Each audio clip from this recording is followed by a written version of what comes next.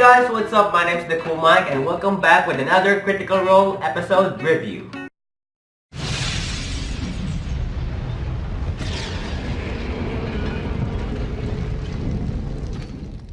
So with that being said, this is Critical Role episode 7, which is, the title is The Throne Room, or The Throne Room, yeah, The Throne Room. So first things first, I will be reading the summary.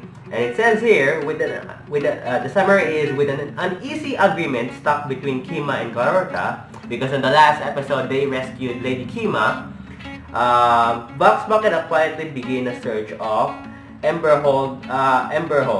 Lady Kima means to strike a blow against their unseen enemy by cutting off the head of Kavarn's military forces.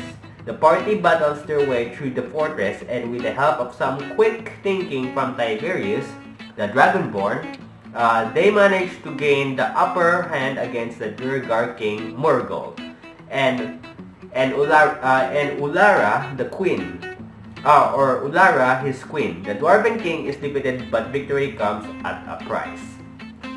So in this episode, this is where they battle the Duergar King Murghol and his wife, or the queen, Ulara. I'm not sure if I pronounced that right, but it's Ulara. These are the details that I meant that I'll be mentioning in this episode, that I list. Some of the events are, they started to sneak into the Duergar's fortress, as you heard, and they find what it seems like a small room where the Duergars take their potty break. So like a comfort room or some sort. Then suddenly Scanlan, for some funny reason, decided to say, hey, check for loot and see if there's anything on the pile of crap the Duergars left. Which is really funny for me. That's probably one of my favorite parts in this episode.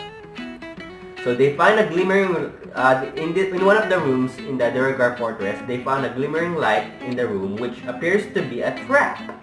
So in this gigantic room, in the middle of the room, they found a glimmering light. They thought it was something shiny, like an item or loot. Once they reach it, it appears to be some sort of trap, but they managed to figure things out and survive. They also found a chapel. After Pike rolls a 17 for a religion check, they found out that the chapel is a chapel for the Duergar's deity, Duergar. Correct me if I'm wrong, guys. The goddess of the Duergars, which is called the Duergar. I'm not sure if that's correct. Correct me if I'm wrong. Don't hate.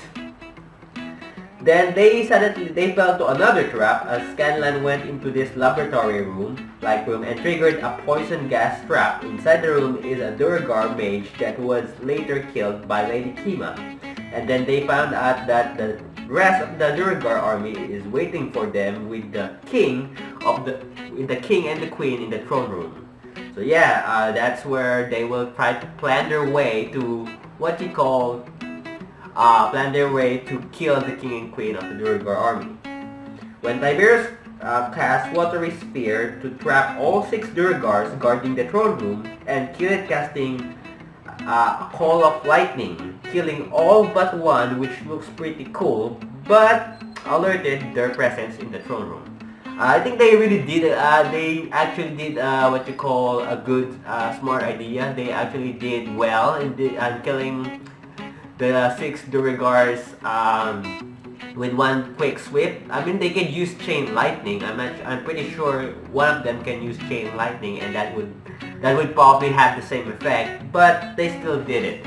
Unfortunately, it kind of by doing those spells like the lightning, it kind of alerted their presence in the throne room. So probably the king and queen and the Duergar army already know that they're gonna be expecting an attack, or probably they already know that they're already there because they already alerted their presence.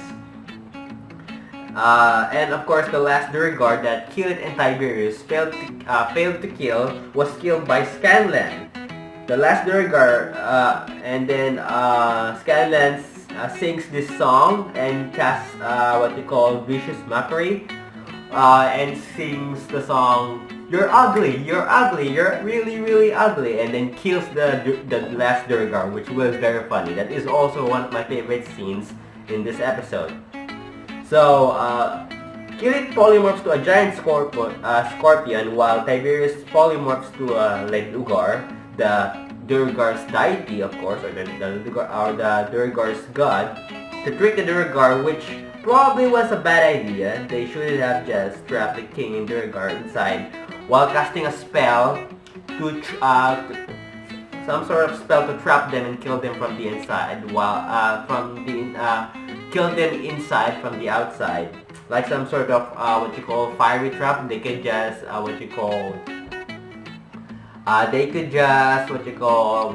choke them up with black smoke and they'll be trapped or something like that. But I don't know, that's just me. So they could they can cast a spell to kill them from the outside. Would have been a better solution. But luckily, unfortunately, they tried to kill the Duergar and the king and queen head on. So Tiberius managed to fool the Duergars to kneel before him while impersonating a Duergar god, which is the Duergar. It was a smart. Then, luckily, Vax and Vex decided to sneak in from behind, which was a smart idea for a surprise attack or an advantage for an ambush. King Murghol, the king of the Duergars, noticed that the god in front of him, which is impersonated by Tiberius, that something was off, something was wrong. So he told his Duergar army to not lay down their weapons and not be fooled, which at first wasn't working because Tiberius was doing a good job fooling all the Duergar soldiers, believing that he is the god, the Duergar. And notice that the god in front of him, which is Tiberius, is false idol or fake, which is pretty obvious. Tiberius turns to a stone. Once the battle started, Tiberius turns into stone because of the basilisk guarding the throne room. There are two basilisks guarding the throne room, and if you guys don't know what basilisk is, it's a four-legged armored creature that has an effect like Medusa. So when you look at the basilisk on the eyes, you will turn into stone like Medusa.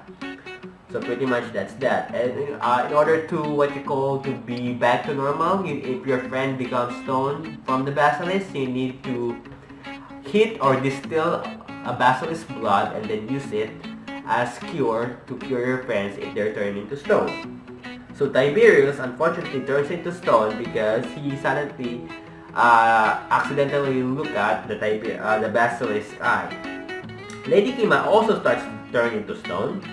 After Lady Kima attacks the king, she turns fully into stone. So when she was about to strike the king, she suddenly turns into stone because she managed to succeed the saving throw, but Tiberius didn't. So Lady Kima had time to move, but in the end, she still turned into stone. So, Queen Ulara and King Murghol's wife, the queen, controls Grog and casts a spell to destroy the ceiling in the throne room as molten hot magma that starts to pour from the hole in the ceiling. So, Queen Ulara notices that the tides are changing and she's about to become overrun and outnumbered, so she has no choice but to change things by controlling Grog, the giant or the barbarian, and then suddenly casting a spell to destroy the ceiling in the throne room because they're underground and there are magma falls or magma waterfalls everywhere. And as she destroys the room, magma begins to flow. So giving which was a smart idea for the queen. Luckily, Kirit casts a wind wall to solidify or freeze the lava, giving them enough time, which was really smart for Kirit to escape. The Mind Flare vanishes. There is a Mind Flare, by the way.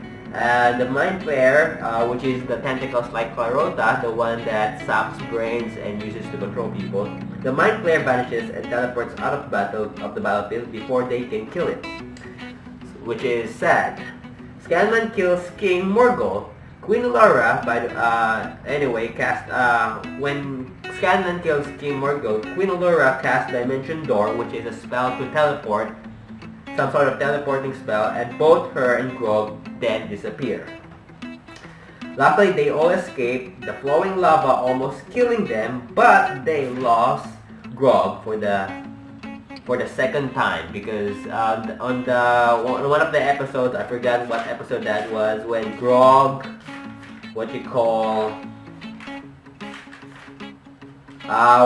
Grog was, I think that was episode 5 or episode 6, let me check.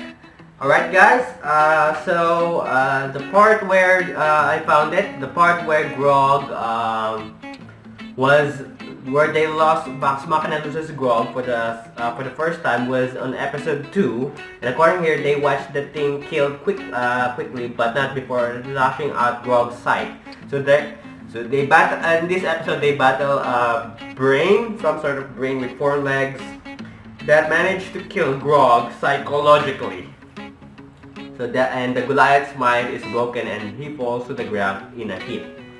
So that's what it says. That's from episode 2.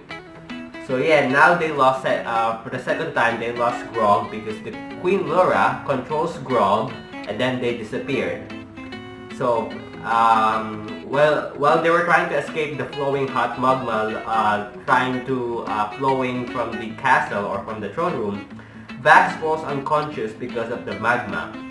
And then Vax loses 2 failed saving throws, and most of his foot is melted in his right leg, which was really gross. Because of that, Vax's movement is reduced to 5, and all of his stealth throws is a disadvantage. But they managed to survive, Vexalia and Trinket, Vexalia's bear, managed to rescue Vax in time before he could lose his 3rd saving throw or saving roll. So yeah, that was